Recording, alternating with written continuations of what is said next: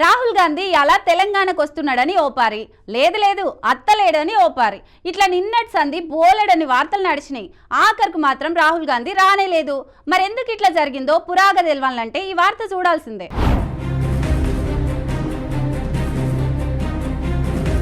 కాంగ్రెస్ పార్టీలో ఎప్పుడు ఏం జరుగుతుందో ఎవ్వరికి తెలియదు.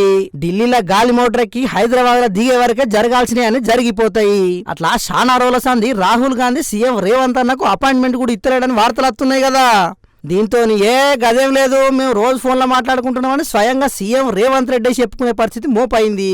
ఇక ఎలా సుతం వరంగల్ పర్యటనకు రాహుల్ గాంధీ వస్తున్నాడన్న ముచ్చట అటు పిసిసి అధ్యక్షునికి ఇటు సీఎం రేవంత్ అన్న కూడా తెలియదని వార్తలు వచ్చినాయి. మరి ఆఖరుకు ఏం జరిగిందో ఏం కథనో తెలియదు కానీ రాహుల్ గాంధీ వరంగల్ టూర్ మాత్రం క్యాన్సిల్ అయ్యింది.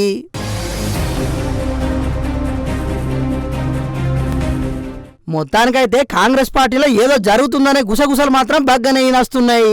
ఇప్పటికే 10 మంది ఎమ్మెల్యేలు ఒక మంత్రికి వ్యతిరేకంగా మీటింగ్ పెట్టుకుని సొంత పార్టీ మంత్రి మీదనే బగ్గనే ఫైర్ అయ్యిండ్రు.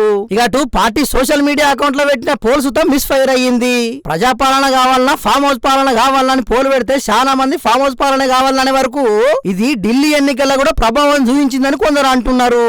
ఇటు రాహుల్ గాంధీ కూడా చెప్పా పెట్టకుండా వరంగల్ కు వస్తున్నాడన్న వార్తలు వచ్చే వరకు చాలా మంది చేతి పార్టీ లీడర్లు బుగులు పడ్డారు. తెలంగాణలో ప్రచారానికి వచ్చిన రాహుల్ గాంధీ 6 గ్యారెంటీలతోనట్టుగా డిక్లరేషన్ ప్రకటించిండు గాని ఏడాదిన్నర అవుతున్నా విట్టి సుతం అమలు చేయకుంటే సప్పుడు ఎత్తలేడని ఇప్పటికే ప్రతిపక్షాలు రాహుల్ గాంధీ గరానికి వస్తున్నాయి. ఇప్పుడు రాహుల్ గాంధీ తెలంగాణకు వస్తే ప్రతిపక్షాలు ఎక్కడ ప్రశ్నిస్తాయోనని అనుకున్నారు గాని రాకపోయే వరకు సర్కారుకు ఊపిరి తీసుకున్నట్టు అయ్యింది. చూడాలి మరి రాబోయే రోజుల్లో రాహుల్ గాంధీ తెలంగాణకే వస్తాడో లేకుంటే తెలంగాణ లీడర్లనే ఢిల్లీకి పిలిపించుకొని 6 గ్యారెంటీలు డిక్లరేషన్ల గురించి మాట్లాడతాడో.